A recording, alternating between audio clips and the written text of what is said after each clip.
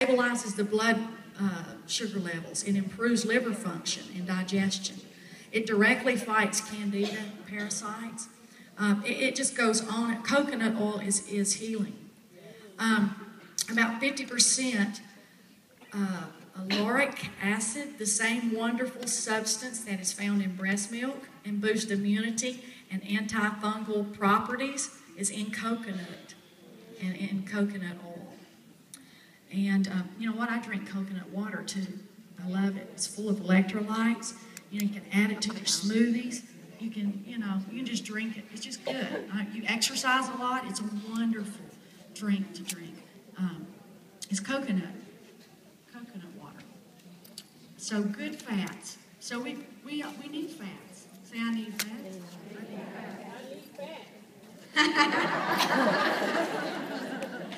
Did you enjoy saying that? I don't know who said that. It sounded good. Yes, we are paying the price now for exchanging good fats for bad fats. Experts convinced us to exchange butter and lard for margarine and vegetable oil. What happened? Think about it. Heart disease went up. Think about it. Problem is processed oils that Lincoln and I talked to you. It shortens our life. It lengthens the shelf life and shortens our life. And so we need good fats. I do avoid canola oil because it's genetically modified. It's a GMO, and so I just don't eat it. You can eat it. I don't want it. Good fats won't spike your blood sugar.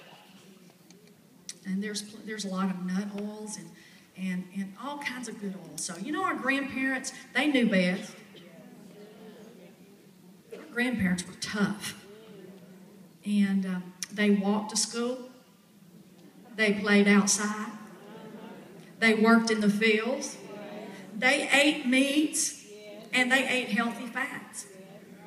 They got 8 hours of good sleep, because when the sun went down, they didn't have lights. That's way back there. But today we have a lot of distractions. We have computers. We just love them. I just love to get in the bed and get under the cover with a tent, like a tent. Nobody else is around me. I get under there with my phone. I know nobody else does that. I guess it's because I have the ceiling fan going. I don't know why I do it, but I enjoy it. But it distracts. It's very distracting. And if I'm not careful, I will stay up way past my bedtime. Our grandparents knew best. They really did. They went to sleep when the sun went down. It did. So, you know what? Just remember, the simple way is God's way. Amen. Simple way is God's way. And like if you want to lose weight and be healthy, or maintain weight and be healthy, eat a lot of healthy protein. I'm going to give you something right here. You write this down. Limit your carbs to about 100 grams a day. Cut the sugar and starch out. I'm going to say that fast, but it takes a while to do that. You know what? And back to the carbs. What do they give? What do they give animals to fatten them up? They feed them carbs. They feed them grain. And the same thing happens to us. So there's something to that. So you cut the sugar and the starch out, and what do? You eat greens, you eat salads, you eat vegetables, you eat fruits, healthy meat. Jesus was not a vegetarian. He was not a vegetarian. And you know what? We're living in the end time, and I don't want any religion pushing their health rules on me. I don't want, all this vegetarianism stuff. It's kind of scary to me. I mean, in a way, I'm enjoying it because I can find good stuff to eat. But it's kind of a religious thing that certain religions are pushing. And Jesus was not a vegetarian. He didn't eat meat every day. he ate at special times, at feast. And they were clean meats. You know, he ate fish.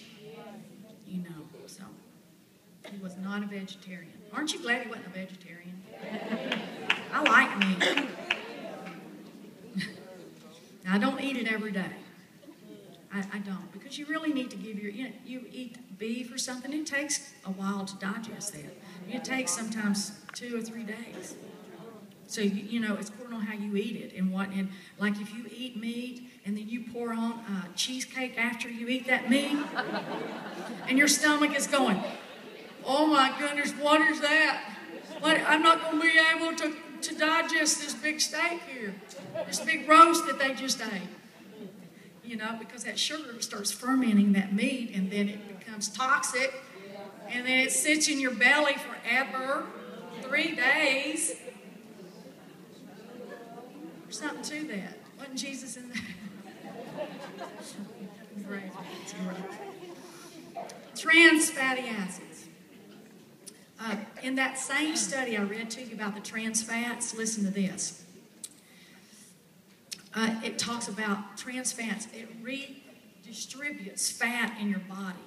And what this article says, that the trans fat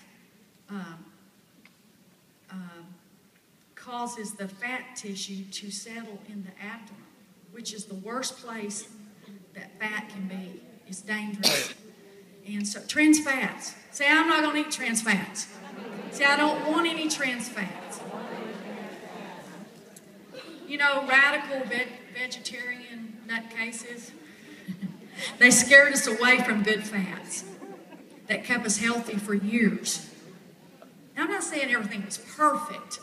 You know what I'm saying? But they scared us away from good fats. And they scared men away from eating fresh yard eggs, chicken eggs, which help produce testosterone. And now, guess what? Viagra.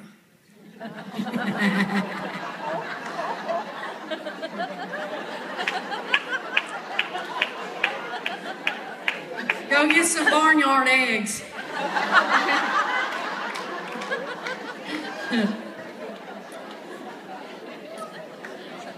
They scared kids into drinking skim milk when their brains are trying to grow. And their brains are growing, and now we have kids diagnosed with ADHD. They can't concentrate. You know, the brain is basically made up of fat. And low-fat diets rob the body of what's needed to be happy. And kids, it's horrible. I've seen them, you know. They've got them on all these drugs and Ritalin, and their eyes are as red as mine or worse. And they're holding their heads because they got headaches. And then you take them back to the doctor, and then they can't sleep at night because that Ritalin starts doing an adverse effect. And then you take them to the doctor because you can't get them to sleep. So then they give them some sleeping pills. I'm talking about kids. I'm not talking about your age. And you know what? And we fall right into it because somebody with a white coat suggested, or even maybe a school teacher. You know, I don't agree with that. You do what you want to do. But it takes a toll on your life. It takes a toll on your life. Who pushes this? White coats, doctors, scientists, they were all wrong. We are reaping the whirlwind today. Today. We're reaping the whirlwind today. In the 90s, low-fat books were everywhere. You remember that? Low-fat, low-fat. Do you remember that, Debbie? I tried to tell her, but she wouldn't listen to me.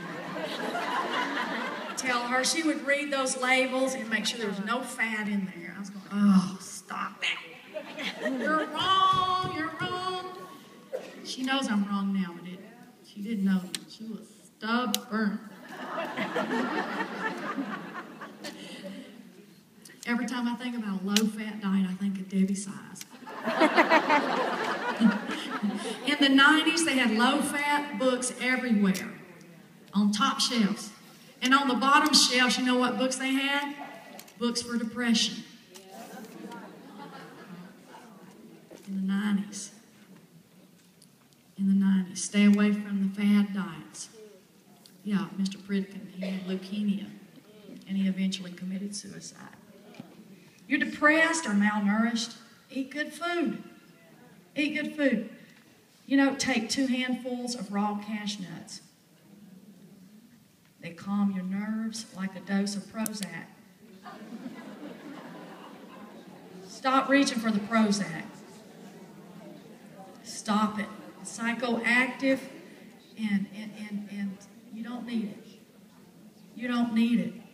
I'm not talking about antibiotics here or something that's going to help you. I'm talking about something that is a drug that just covers up the symptom. Face your problems through the Word of God. Face your problems with God's Word and His power.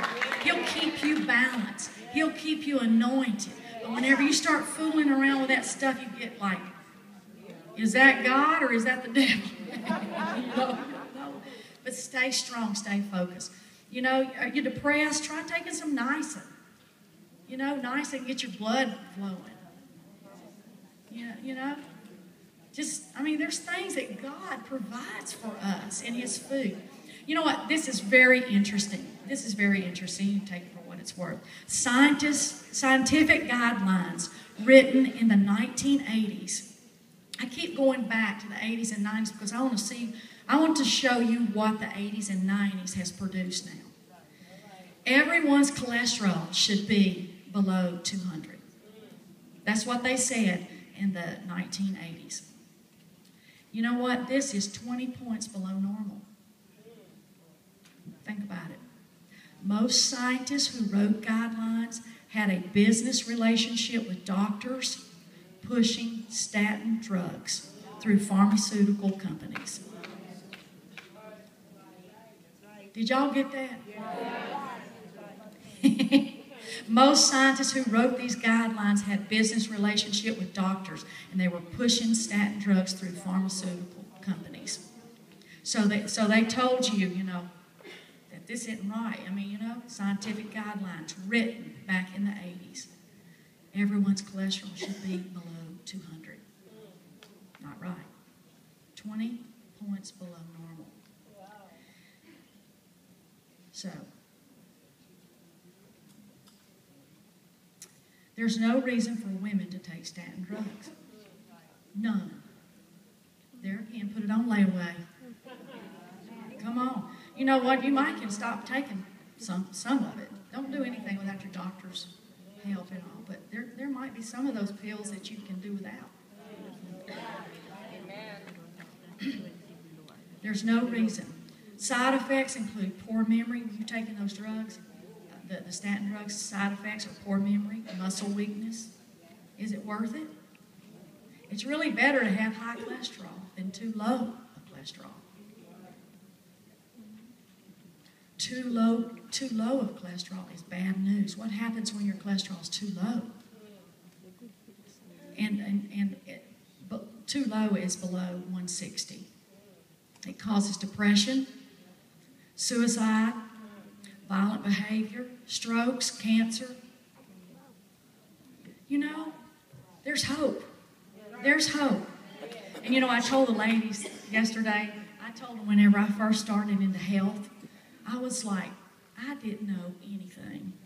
It's been over 30 years ago when I was in the car with the pastor's wife. We were going, she was taking me shopping. I didn't even feel like getting out of the car.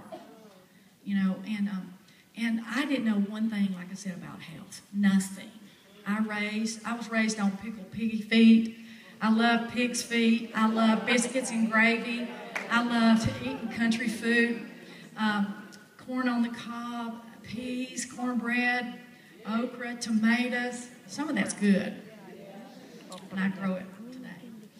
But she said, she said, Gayla, are you okay? And I said, well, I just don't feel real good. I'm a young evangelist wife. And she said, what's wrong? I said, well, I had kidney problems, chronic urethritis. It's not really a major thing, but it could develop into something really bad. And she said, well, how much water do you drink?